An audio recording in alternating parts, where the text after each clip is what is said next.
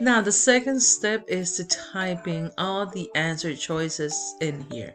So it says click on number 2 and type in the first answer choice, x minus 9.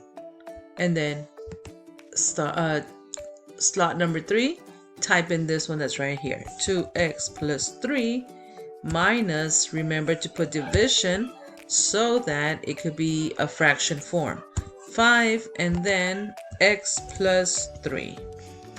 And click on number 4 to type in answer choice C, 2x plus 3.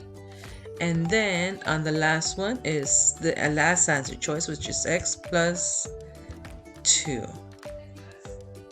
And then from there we're ready to match.